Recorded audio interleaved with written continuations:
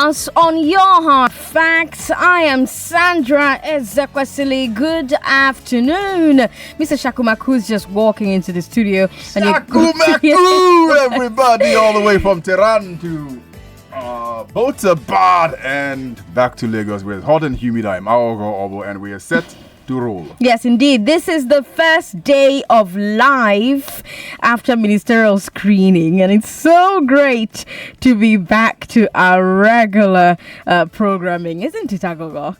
Certainly, se for papa feia e muitíssimas graças maravilhos e estupendos, como está Stella? Muy bien. One of the reasons I'm actually very glad is because listed Lagosian can come back tomorrow. I'm really excited about that. A lot of you have been sending me messages. Oh, Sandra, when is listed Lagosian coming back? When is it coming back? Well, the answer is tomorrow.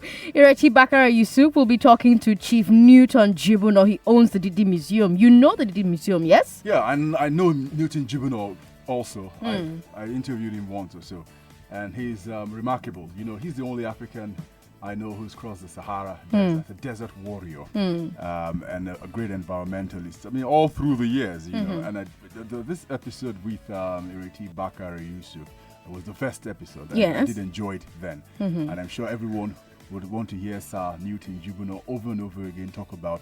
You know, I remember some of those clips I did see way back then. It ran for several series where he documented the desertification going on from the Sahara through the Maghreb to the Sahel, where we have the problem with Lake Chad. So all of that he's great authority on. And it will be so great to see Lagos through his eyes. And tomorrow at 6:30, he'll be talking to Ireti Bakari Yusuf. Tune in 6:30 when they are here. Let me ask you something, Aghogho. Which was harder, the ministerial confirmation or your job interview for Nigeria Info? It has to be.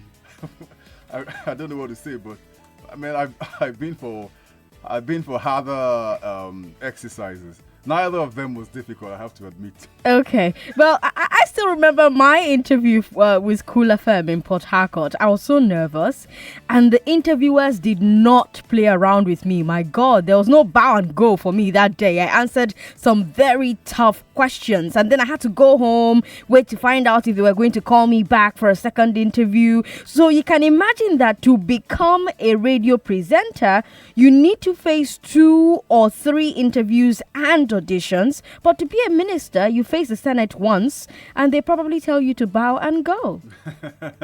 Very true. But you know, there's also the back end to this, which we don't get to see. That's also that's where a lot of scrutiny happens, where they have to go through the DSS and all the other stuff. If they tell you the number of people who couldn't cross through that one, you'll be amazed that certain people are already on. I don't care about the back end stuff. I care about the one I saw. Well, the one we saw, like many people did confirm, was more of a confirmation exercise. So, the Constitution there for the lawmakers to confirm whether the names that have been sent by the president should go through or not.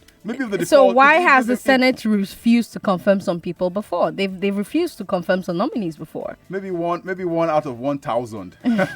If you take Professor Femi Borishade and then one other person, I can't remember who was replaced. The majority have always gone through, more than 99%. The odds are so high that yes, but if the Constitution says it's confirmation, are they not in breach of the Constitution if they refuse to confirm some nominees? In fact, so perhaps we don't really understand what the Constitution says. If I've heard a lot of lawyers even argue that the lawmakers cannot reject a nominee. Say, for example, even the part that was quoted by one of the lawmakers saying that some of the ministerial nominees had not declared their assets yet, saying that the Constitution is clear that after they have been appointed, they will declare their assets, not before they are appointed or during the screening. So they didn't even have the power then to say because people's assets hadn't been declared, they would not go through. So, well, here's the thing that you can be grateful for, you who's listening to the show. Nigeria Info didn't tell Aghogho and I to bow and go. We were screened, we were grilled, and confirmed to host Hard Facts and give you the best insights into today's most important topics. We bring them to you, we break them down, we give you the facts. You can form an informed opinion, and if you miss any of the shows, Facebook, YouTube, and Twitter at Nigeria Info FM. We have a great show lined up for you today. We'll start off with the big three. On the big three, police to recruit 40,000 part-time constables for community policing. And APC accuses Atiku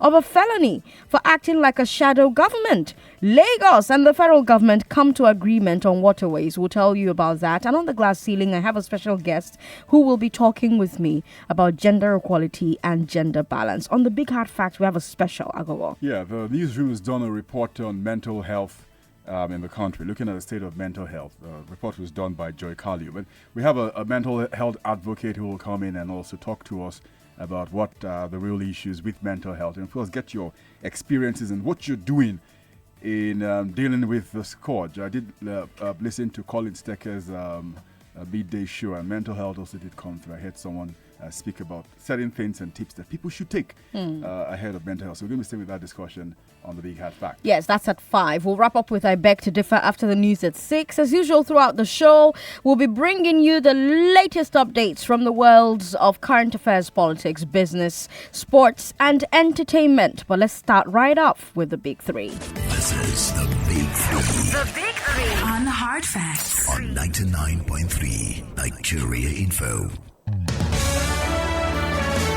You know what to expect on the Big Three. Stories everyone's talking about right now. Are 40,000 constables enough? Are 40,000 constables enough? Was it wrong for Atiku to congratulate Boris Johnson? And will this new waterway agreement make boat transportation better? Let's get into these stories. The Nigeria Police Force is set to recruit 40,000 people to serve as community policing officers. The Inspector General of Police Mohammed Adamu made the official announcement during a meeting with senior officers yesterday. According to Adamu, these officers, called constables, will be recruited from all 774 local government areas, and they're going to serve in their home local government areas. The constables will provide mostly administrative and informational services, freeing up full police officers for more tactical work. We talked about this 2 weeks ago on the Big Hard Fact when we discussed security, Aghogho. Oh, yeah, we did. We did on the need for community police as a structure, well, in line with the federal system of government and in line with a number of things and proposals with the police reform towards the tail end of the first term of Muhammadu Buhari.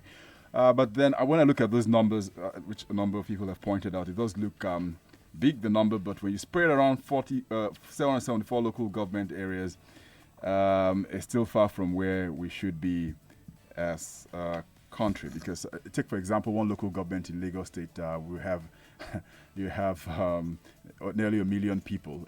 You sprinkle those community policemen in an area, doesn't make a difference to what the issues are. But the IG says that the goal is to ensure that we have a reduction in crime, saying that the recent successes of the police has been attested to this relationship between police and the members of the community, saying that 4,187 suspected criminals have been apprehended. The highest numbers of victims coming from Zamfara State, which is facing a huge security crisis, where kidnapping, banditry have highlighted a lot of stuff going on in from the capital Aghogho to the outskirts of the state. So that's the big question here. What will 40,000 do in terms of what community police means to us as a people? If I come to work every day, I close my eyes around the area I'm in, and I have Zone 2 close to me there. There's the Camp Salem police station of Balende. And I cannot remember seeing, if I walked 1, 2, 3 blocks, if I saw a policeman around. Maybe they're being in civilian outfit. But the numbers of the deficit of policemen in the country, we should be looking at close to 2 million. We're still tethering around 200,000.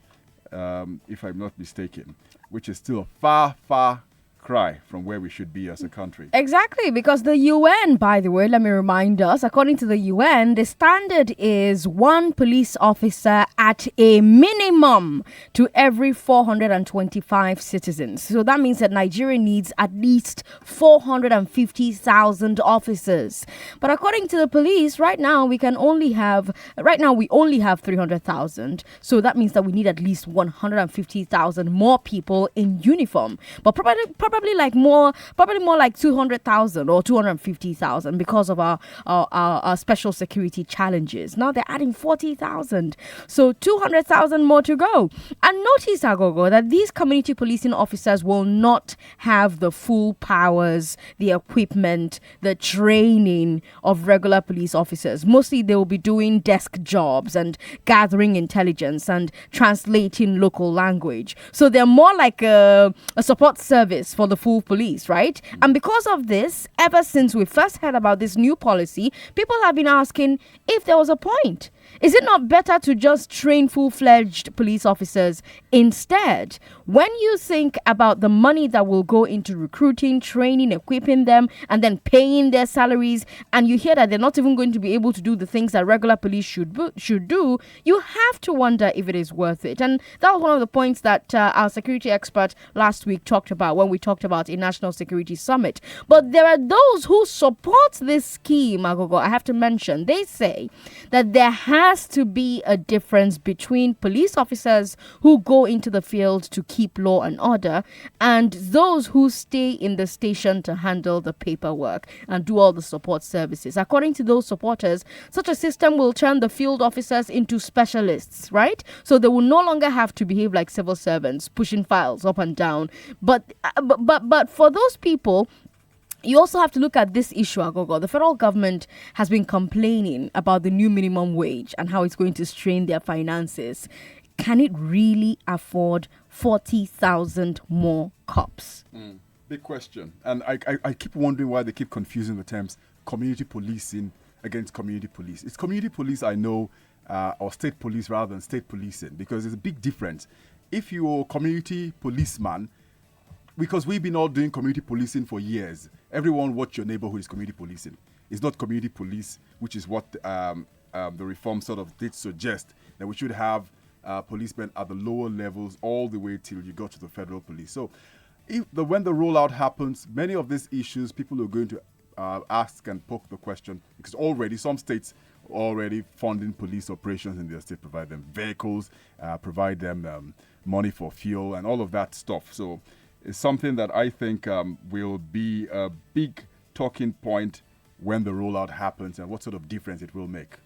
Yes, let's hear from you. Do you think this is a good idea? Would you rather the government trained full cops or constables, since the government has seen the value of indigenous police officers in local government areas and in states? Do you think this is a first step to actual state and local government police? Is that a good idea? It's a conversation we have again and again and again, isn't it? 01277 0993 01277 1993 01277 2993 and 01277 3993. We're streaming on Facebook and on YouTube, so please leave us comments live on the show. Facebook is Nigeria Info FM. YouTube is also Nigeria Info FM. We've got 2 comments already. We're going to try and take a look at them. Elvis has already moved on to our second story. The accusations from the APC. He thinks they're laughable. But let's talk to Victor. Victor is in Aja. Hello, Victor. Thanks for calling us. Well, good afternoon, Sandra. Good afternoon. Good afternoon to you. Go ahead. The issue of this policing of a thing in this Nigeria, why can't the federal government, the ones that have been working, increase their salary to the normal expectation? Look at the ordinary House of Rep. In a month, somebody will be earning 14 million plus. What are they doing? But the police who are working day and night, concern, they cannot increase their salary. How many policemen who are not senior officers that can build a two-bedroom bungalow, see they retire and 35 years of service? They should look into all these things, increase their salary so that they can be able to work as a police and provide some necessary things. They don't have walking talking. They don't have anything. Nothing. So all these ones now, they want to pour fuel on the fire again to increase more violence in the society. Yeah, but these ones will not be armed. They're just going to stay and basically do paperwork. Thank you, Mr. Victor, for calling. Martis is in Shomolu, says the federal government is making a mockery of the system. Why do you say that? Unfortunately, that line is still not working. Martins, call us back if you can. Let's talk to you now. Hello? Yes, good afternoon. Hello. Good afternoon to you. It's a good idea for us in this country. So you think it's a good idea, community policing? Yeah. You're live on the show now. Yeah. Okay. I know. All right. So, because we need different people in a police uniform. Say you understand. So when Lagos State introduced all those RRS. what are we calling them? Neighborhood watch? Neighborhood watch, yeah. Okay. They're working. So I think when the added of this community police, it will be a good idea for us in this country. Okay. I think so. You think it's a good let's idea? look at it. Thanks for calling and sharing it. The last call we're taking is from Martins. Hello, Martins. Thanks for calling back. Thank you. Yes. Well, for me, I think it is laughable. Okay. See, we don't have enough policemen. You don't have people enough to do work. Yet you are employing people to support people who are not enough or equipped to do work. See, countries that we want to emulate, they have close to enough policemen before they start to have other sub-police, other community police and other things. We don't have enough policemen. How can you just, they are deficient? You know that this is a problem. Why not tackle it? You're going to pay these people salary. You're going to train them, So why not just make them real policemen? What is there to make them real policemen if you really want to solve the problem? What is there? You just employ people. They will not be empowered to do the real police work. You want to kill people? When it comes out now, they've not even given us their real scope of work. You'll be surprised that they cannot carry guns. They cannot make certain arrests. So, at times we resist real policemen, how much more talking about people who we know are not real policemen. We're just going to play with the situation. All right, Martin. Thank you for calling and sharing your thoughts. Let's move on to our second story because we've got Forex coming up at 3:45. The All Progressives Congress has accused Atiku Abubakar of committing a felony by acting like, quote, an alternative president. According to the APC, Atiku, who was the PDP's presidential candidate in this year's election, is wrong to make statements on security and international relations. The party pointed to Atiku's congratulation of new British Prime Minister Boris Johnson as an example of what it calls his portraying himself as a shadow president. Meanwhile, the PDP has responded. They faulted the APC. The opposition party stated that Atiku is merely expressing his right as a citizen to freedom of speech. Aghogho, I congratulated Macron on Twitter when he won in France. Was I parading myself as a shadow president? What did you contest for? You're deputizing for your namesake, Oboh Ezekwesili. Was I parading myself as a shadow president? Well, I read this story and I sort of did giggle at the story because of the way that the story came out on the issues that they say Atiku Abubakar has been commenting on, issues that bother national security, foreign policy, international engagement. They're going to go on and on at each other till the end of a second term to imagine what will happen. But I go back a number of years where we've had presidential candidates who did lose out in the election, whether they did make comments. I don't think anyone is as close to what Atiku has done, but they did make comments now and again. I remember Muhammadu Buhari, when he did lose election in 2007, he did make comments. Because of the nature of the standard bearer of the party in the contest is like the leader of the party, which you expect to make comments on behalf of the party. And this has happened many times. If it's Olufalaye against Olusegun Obasanjo, becoming some sort of shadow. But some of them did withdraw from public space, except maybe they had to represent the country at international fora. Take, for example, Goodluck Jonathan, when he lost to Muhammadu Buhari, we didn't hear much from him until he became until he had to represent the African Union as an observer in elections that happened in a number of African countries.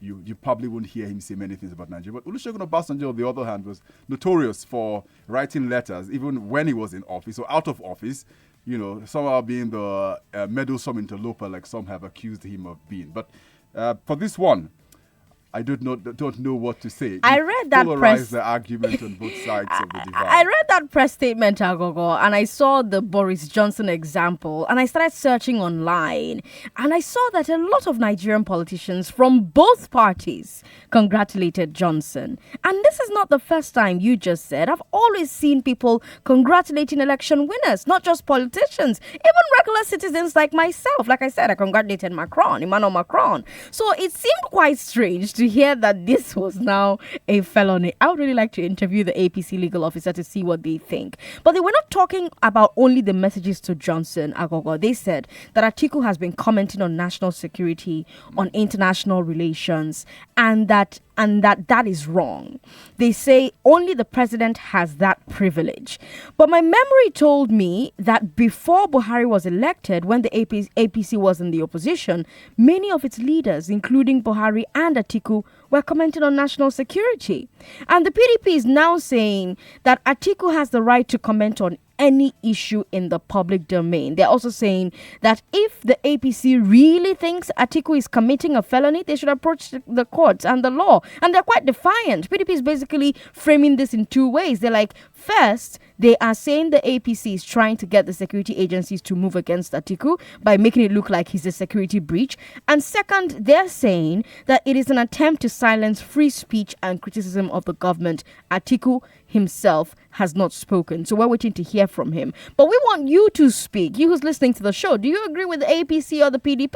Should Atiku have the right to talk about security and international relations? Was it wrong for him to congratulate Boris Johnson? Yeah, let Am me I also a shadow president? chip in something here also. Too. I think it was in Kenya or Uganda. Well, it was Kizza Besigye against Museveni, or you had the other one in Kenya, Raila Odinga, when Uhuru won the election. And many times you would have personalities come into Kenya then, and they would have meetings with Uhuru, and then also meet with Raila Odinga, who lost the election. The election, I remember. And a lot of people, even Uhuru was very upset about it, saying, in what capacity are you meeting Raila? Meeting Raila. And then Raila will go ahead and say, blah, blah, blah, and all of that. Of course, the background of this is a little matter, in quote, of the election petition tribunal, to deal with, which of course adds to the drama behind all of this. And I have to mention, Aghogho, you mentioned the previous administrations. I remember that every time there was a Boko Haram attack, Lai Mohammed or Tinubu or Bisi Akande, Buhari himself would speak. Right. So I'm wondering whether it was already a felony back then to speak about national security, or whether the law just recently passed. We've got Johnson in Marina. Maybe Johnson will have an answer for me. Johnson, thanks for calling us. Yeah, good afternoon, Sandra. Good afternoon to you. And my brother there. Yes. Good afternoon. Atiku is a citizen of Nigeria. So he has the right to congratulate whosoever he wants to. And I want to use this opportunity to beg the Buhari government and APC. Please, they should focus on governance and leadership and fix this country. Forget about all this blame game, following this one and talking about the other one. They should concentrate on their duty, please. This is their second term. Before you know it, 4 years will run out and they will go without doing nothing. That is what happened in the first term. They should focus on their duty. Thank you. God bless Nigeria. Justin, thanks for calling. Austin is in Lekki. Hello, Austin. Thanks for calling us. Yes, go ahead, Austin. Good afternoon, Sandra. Yes, good afternoon. Mr. Ho, I greet you. Good afternoon. Please go ahead. God bless you. Good. I think the headache we have here is not who has much destiny, who is in a position to speak. What is before us is insecurity. Atiku, likewise any other person in this country, has the right to talk or to speak on any, whether local or international issue that affects the masses. I think what is before us and before the current APC-led administration is insecurity. They should please secure the life of Nigerians before talking about any other thing. Atiku, I will say it with that number, has the right to speak on any issue as regards to whether international or local matters. That is my humble submission. Thank you. Thank you for calling and making that submission. Let's take the final call and then quickly go through our last story. Ezekiel is in Aja, who says Atiku has every right. Ezekiel, tell us more. Yeah, Atiku has every right because one, he's a Nigerian. Secondly, he's a businessman. So whenever he work, his workers are not going to work, his pocket will be running down. So he has every right to contribute because he's a Nigerian. He's affecting everybody in the country, not only the poor. It's affecting even the rich because them themselves they cannot travel to their village because of insecurity. So it's a problem of national, not only one person. It's affecting everybody. He has every right to contribute. Okay. All right. Well, thank you for calling and sharing your thoughts. The Lagos State Government, Aghogho, and the Nigerian Inland Waterways Authority, NIWA, have signed an agreement over managing the waterways of the state. This agreement, signed by Governor Babajide Sanwo-Olu and the CEO of NIWA on Monday, ends the 10-year dispute between Lagos and the federal government over control of the water. Under that agreement, NIWA and the Lagos State Waterways Authority, LASWA, will work together to set rules for use of the waterways. They will set and collect tariffs. They will enforce security measures. Governor Sanwo-Olu says this collaboration will unlock the water transportation sector to investors. Early win for Sanwo-Olu, Aghogho, huh? Yeah, but the question many people will ask, why didn't this happen a lot earlier? The main reason Lagos did have friction with the federal government there was because you had two parties, and so everything was in contest. If you had a road belonging to the federal government, you were here. This road belongs to the federal government. They put up a signpost there, and if it was the state government, this was when Tinubu was governor, and they will repair the other road and say this road belongs. So that's why they see the state of decrepit infrastructure on the island, the old marina, and all those places are things that they would point hands that it belongs to the federal government. And they couldn't arrive at any decision on how to maintain these facilities. If this maybe be the first step in saying out of court we are going to resolve the issue with the waterway between Niwa and Lasiwa because of the complex problems we face in transportation, people will clap their hands for that one. But then the bigger challenge is how people in Lagos can get effective, safer water transportation, especially the inland waterways where we've had real issues. I mean, a couple of weeks ago, talking about people who died on the waterways because some rogue operators were running, services way beyond their timeline. Governor Sanwo-Olu campaigned heavily on this, you remember, so you can expect him to point to this agreement as a big early success or as an indicator that he's delivering on his campaign promises. But it's still very early days. This agreement is an agreement in principle. The actual details of the collaboration have to be ironed out and agreed to. And a lot of times, it is at this stage that agreements break down because each side is making very specific demands that the other side doesn't want to meet. So, for example, how do we split the tariff revenue? But here's a question that I always ask, and you can answer on our Facebook and our YouTube. Do you currently use the waterways? Do you cross from the mainland to the island every day? What would it take to convince you to use water transport instead of crossing a bridge? What are the reservations that you have? What are the services that you would need? I'm trying to get you to decongest the road so that I can drive fast. That's why I'm always asking that question. So First they go fix all the jetties that used to be there. What would I need to give you to get you on a boat is the question, huh? If any investor comes into Lagos and says, I want to invest in water transportation, he will not get to hear any argument. I'm sorry, you cannot put up that jetty at mile 2, where people who are coming all the way from heavily populated areas like Badagry want to get to the island will have to get on the road. Whereas back in the 70s and 80s, we used to come to the island through Marina in 20 minutes by boat. Okay. Mile 2, Share your thoughts on Facebook and YouTube, Nigeria Info FM. We've got Raleigh Academy telling you about Forex up next. Hard Facts will be right back.